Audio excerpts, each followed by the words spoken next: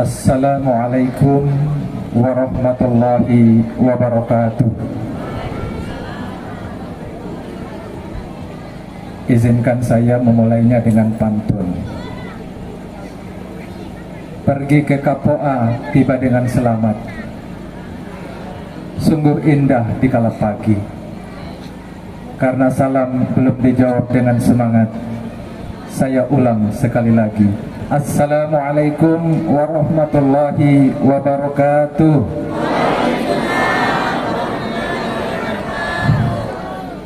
Alhamdulillah, alhamdulillahilladzi arsala rasulahu bil huda wa dinil haq liyudhhirahu 'alad dini kullihi walau karihal musyrikun. Asyhadu an la ilaha illallah wahdahu la syarikalah wa asyhadu anna Muhammadan abduhu wa rasuluh. Allahumma salli wa sallim ala khatamil anbiya'i wal mursalin Muhammadin wa alihi wa sahbihi ajma'in wattaqullaha la'allakum turhamun.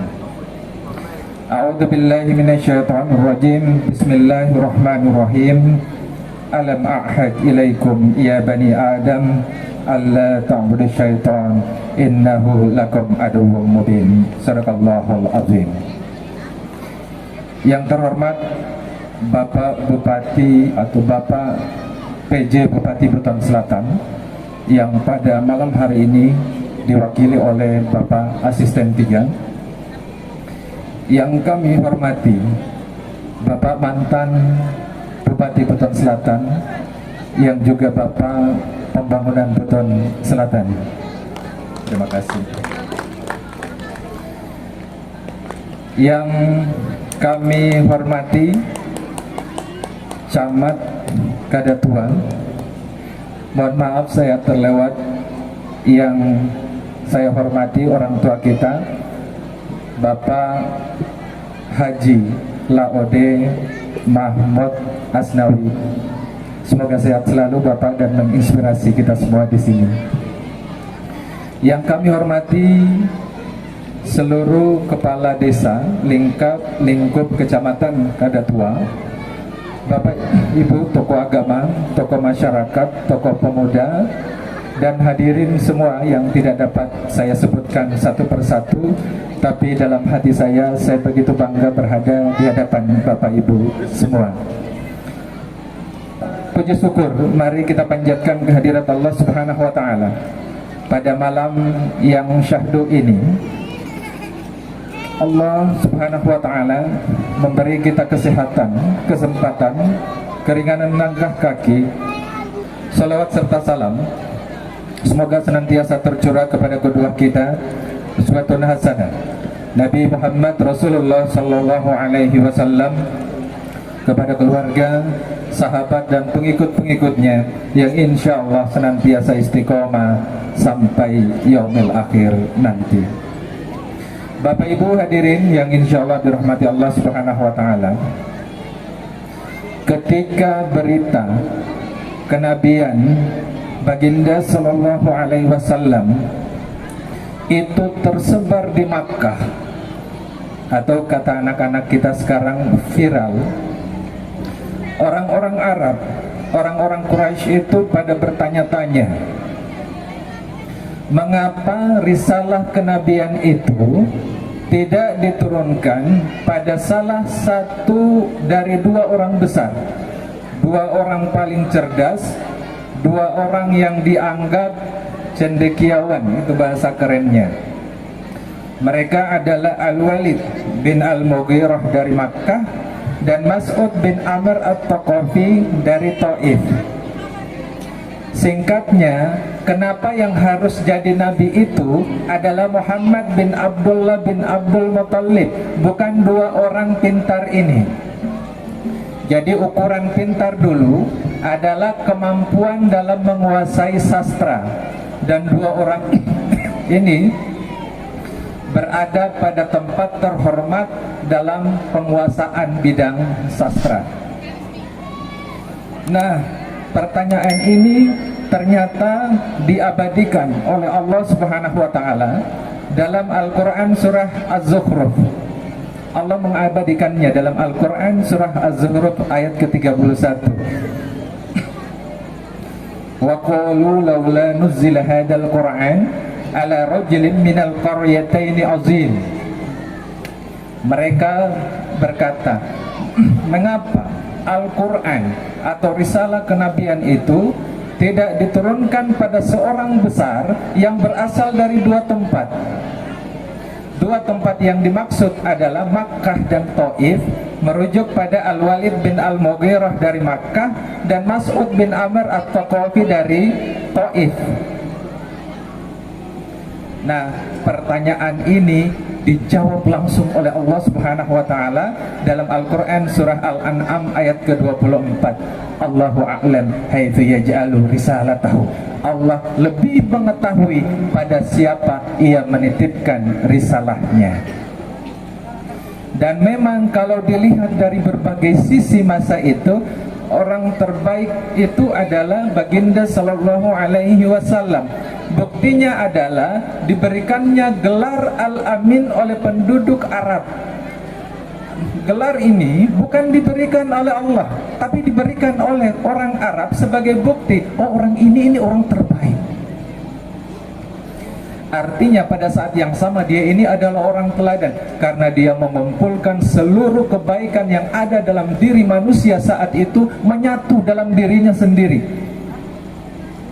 Sudah dia paling tampan, sudah dia paling cerdas, sudah dia paling rendah hati, sudah dia tempat bertanya, sudah dia tempat berbagi.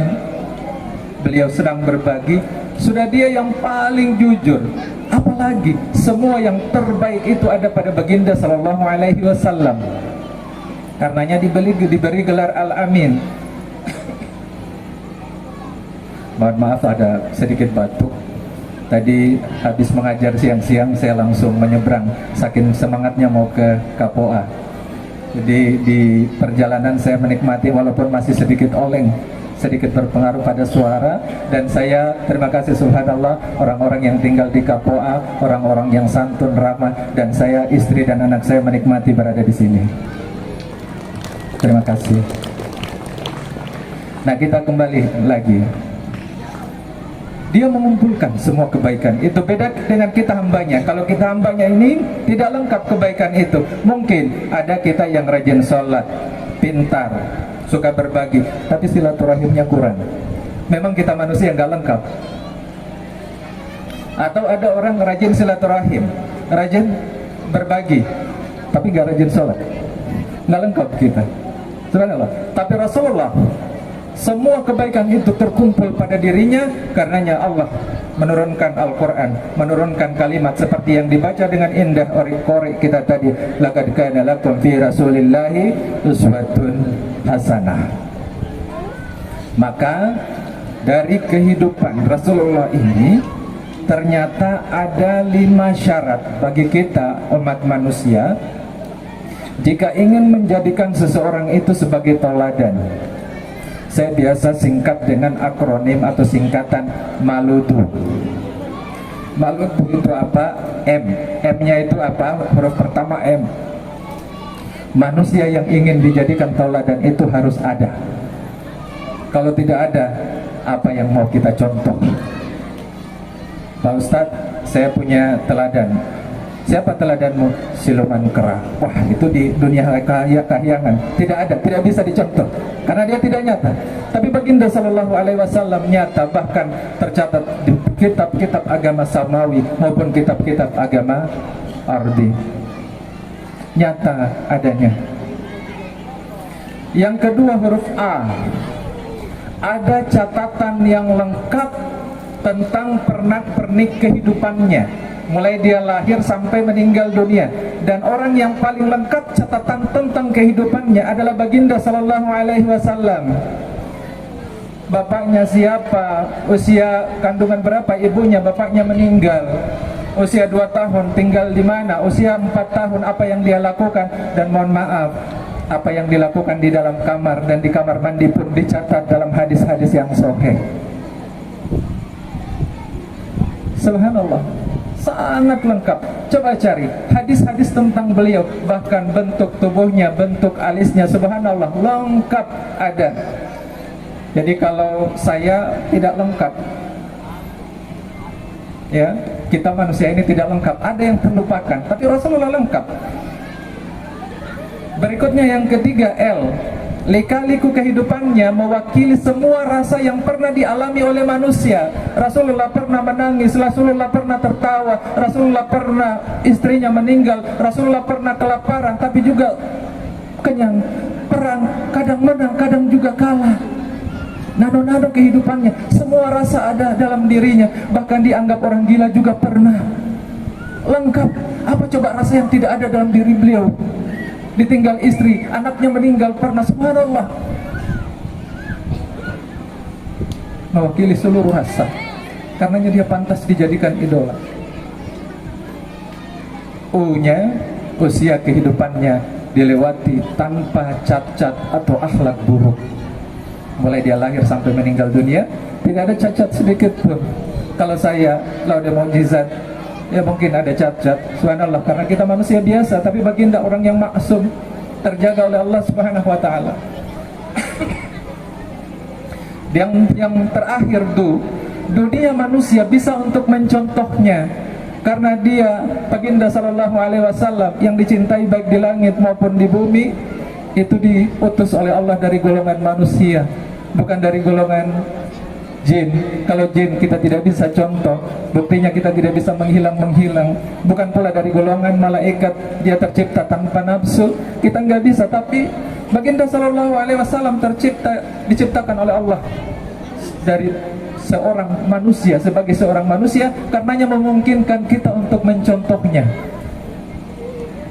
Kalau anak saya dulu waktu masih kecil itu hobinya Naruto, dia mau idolakan Naruto, tapi sayangnya Naruto itu punya senjata yang luar biasa, bisa terbang, dan itu tidak bisa dicontoh. Nah, ganti Muhammad Al-Fatih. Sekarang dia Muhammad Al-Fatih idolanya, karena orangnya ada, selain memang idola yang utama adalah baginda sallallahu alaihi wasallam. Subhanallah.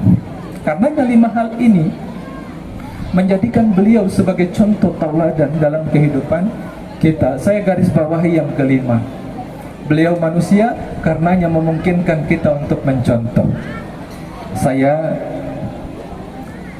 singkat satu persatu, saya rinci satu persatu.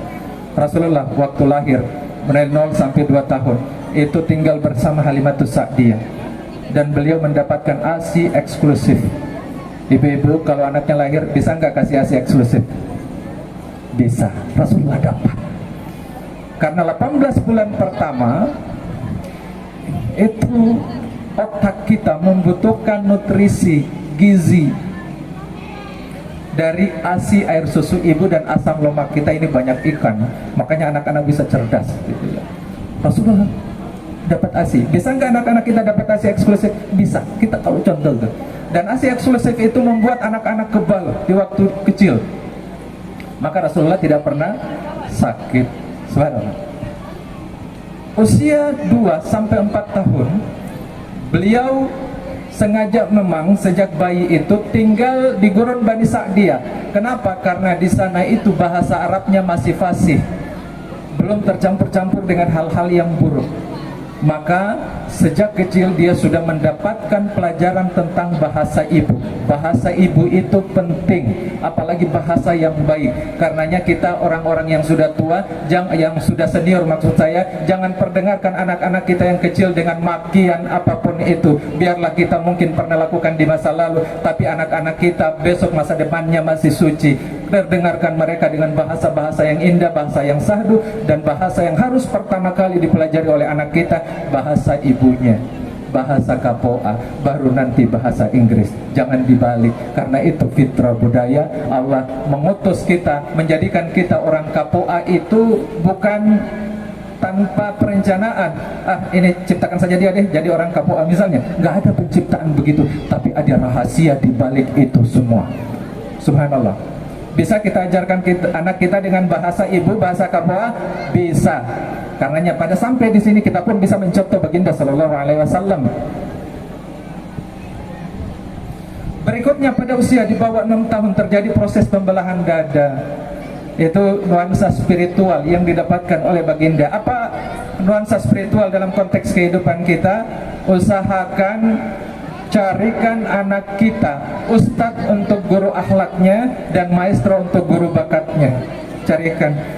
Mudah-mudahan saya pesan buat adik-adik saya belum menikah, besok-besok kalau menikah, usahakan Al-Quran pertama yang dia dengar pelajari dari kamu, jangan dulu dari orang lain.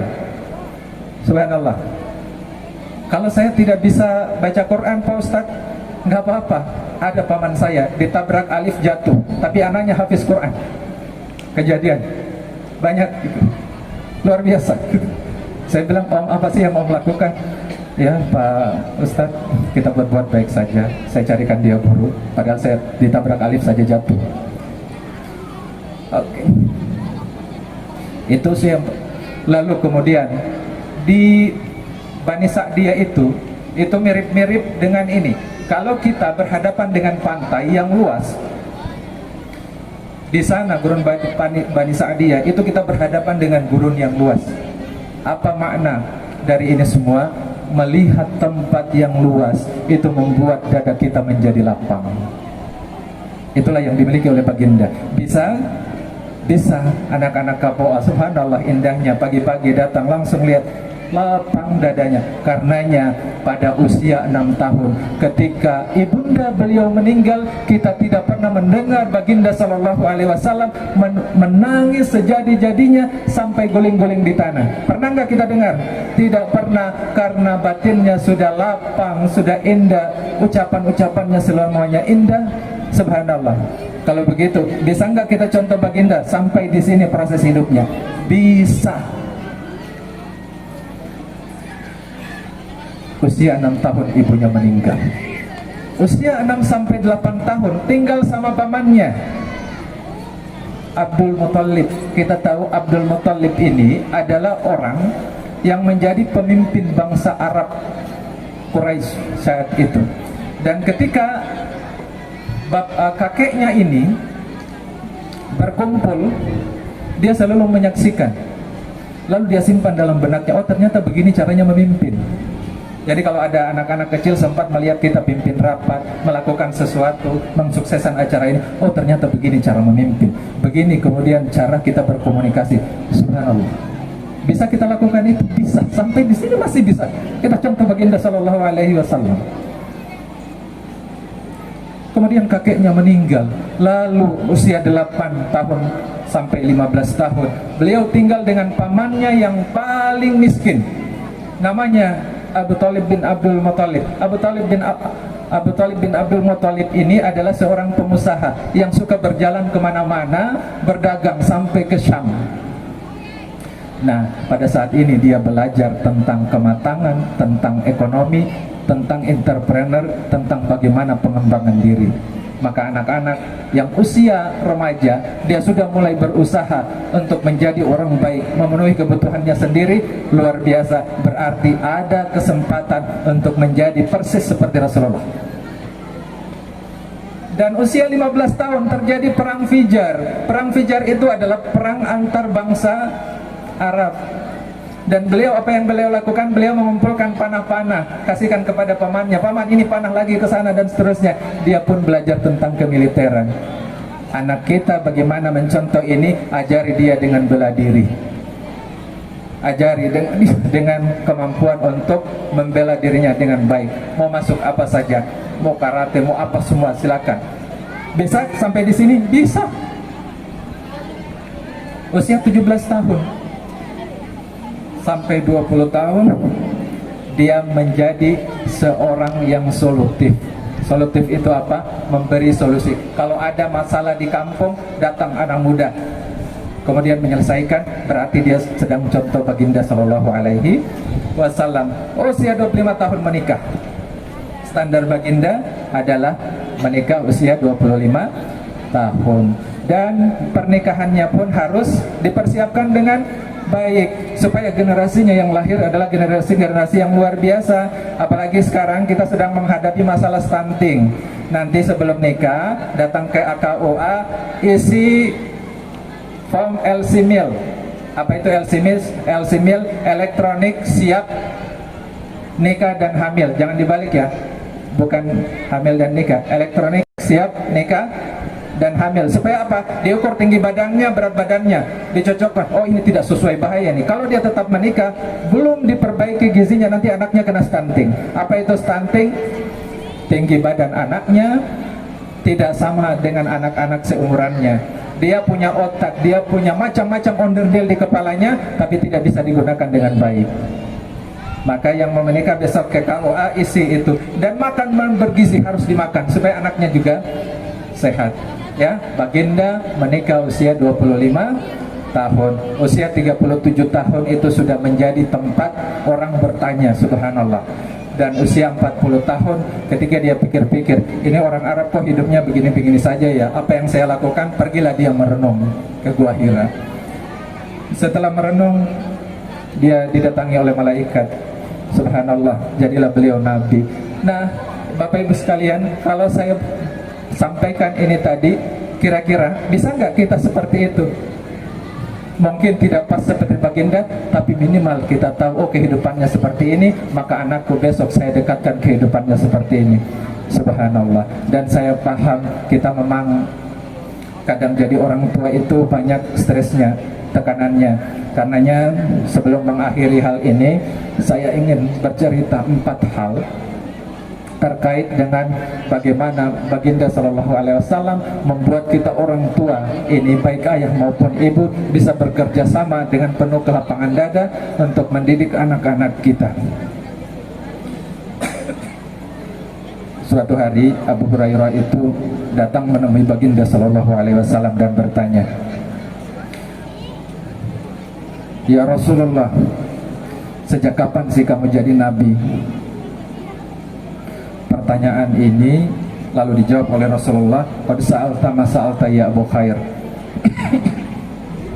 Engkau telah menanyakan sebuah pertanyaan yang belum pernah ditanyakan oleh orang lain.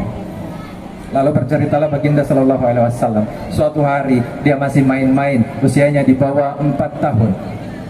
Tiba-tiba dia mendengar suara dari langit, "Huwa, apakah dia adalah dia?" Dijawab suara satunya lagi, "Bala, ya betul dia." Ternyata itu adalah suara dua malaikat yang lalu turun ke bumi, menggandeng tangan Rasulullah dan kemudian dibawa ke sebuah tempat untuk dibelah dadanya. Salah satu malaikat itu berkata, "Akhrij minha," keluarkan dari dalam dadanya itu, "al-ghil wal hasad," rasa luka hati dan dengki. Maka dikeluarkanlah al-ghil dan hasad. Apa al-ghil? Terlalu mudah emosi, terlalu mudah patah hatinya, terlalu mudah sensitif dan seterusnya. Apa hasad? Hasad itu kita sebut sederhana sebagai penyakit SMS. Apa SMS? Susah lihat orang senang, senang lihat orang susah. Ini dikeluarkan dari dalam diri Baginda Sallallahu Alaihi Wasallam. Lalu malaikat itu berkata lagi, "Adkhil ilaihi ar-rafa wa rahmah," masukkan ke dalam dadanya itu ar-rafa wa rahmah, kelembutan dan kasih sayang. Maka Rasulullah dipuji oleh Allah Subhanahu wa taala di penghujung surat Taubah sebagai Raufur Rahim, orang yang lemah lembut hatinya. Ternyata proses pembelahan dada tidak berhenti sampai di situ. Ketika peristiwa Isra Mi'raj, datang lagi malaikat membelah dadanya Baginda Sallallahu Alaihi Wasallam. Sekarang yang dikeluarkan 2, apa itu? Al-hazan, kesedihan. Jangan mau dikuasai oleh masa lalu, kesedihan di masa lalu. Dan al-khauf, jangan pernah takut dengan hari esok. Maka sebagai orang tua ada 4 hal yang bisa kita ambil pelajaran bagaimana mendidik anak supaya kita memiliki kelapangan dada. Yang pertama adalah hilangkan al-ghil dalam diri kita.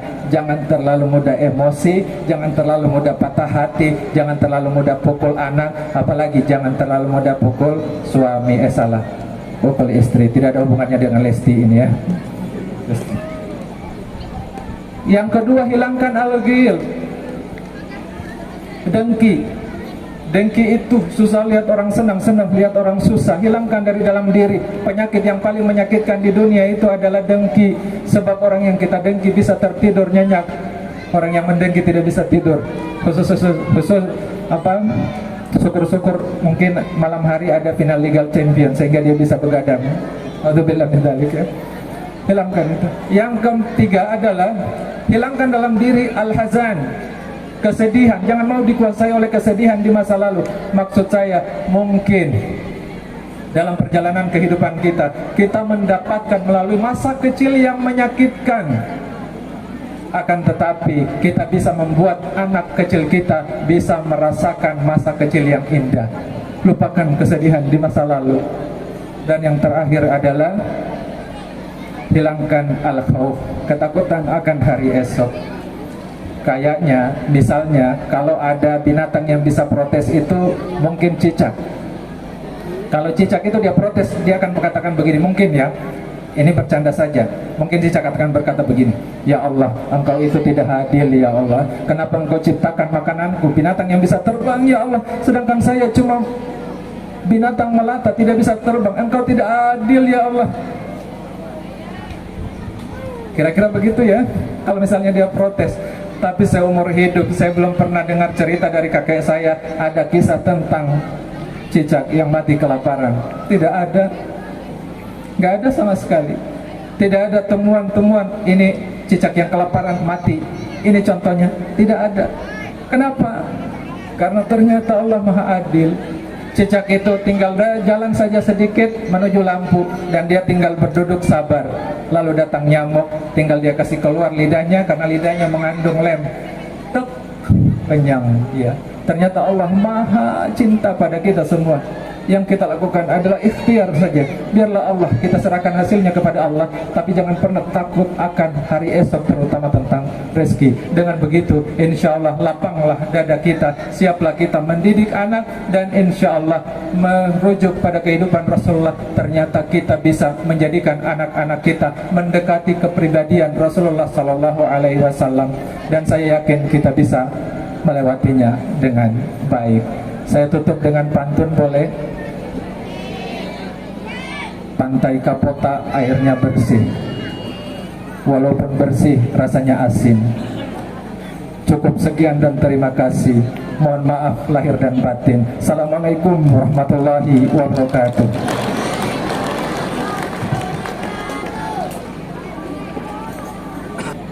Mari kita berdoa kepada Allah Subhanahu wa taala.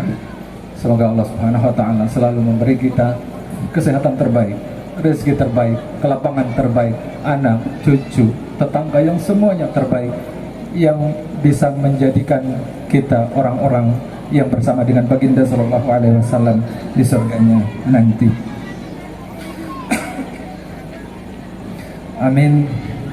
Alhamdulillahirabbil alamin. Alhamdulillahilladzi arsala rasulahu bil huda wa dinil haqq liyudhhirahu 'alad dini kullihi walau karihal musyrikun. Asyhadu an la ilaha illallah wahdahu la syarika lah wa asyhadu anna Muhammadan abduhu wa rasuluh. Allahumma shalli wa sallim ala khatamil anbiya'i wal mursalin Muhammadin wa ala alihi wa sahbihi ajma'in.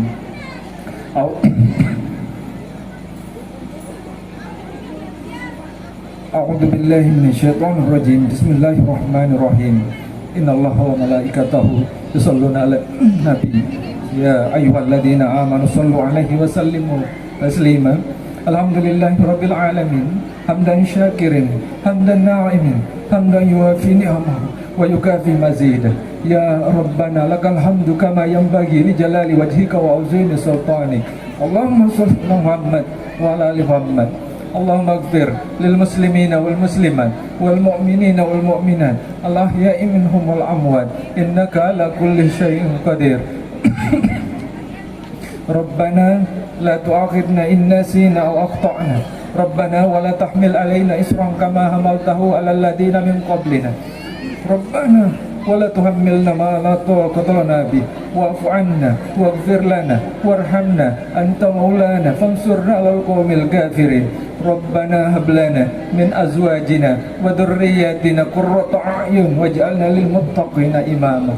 Rabbi awdi'na in ashkura ni'mataka allati an'amta alaina wa ala walidina wa an a'mal salihan tarda wa dakhilna birahmatika fi ibadika salihin. Allahumma rabbana atina fid dunya hasanah wa fil akhirati hasanah wa qina adzaban nar. Subhanaka rabbika rabbil izzati amma yasifun wa salamun alal mursalin walhamdulillahi rabbil alamin. Wassalamualaikum warahmatullahi wabarakatuh.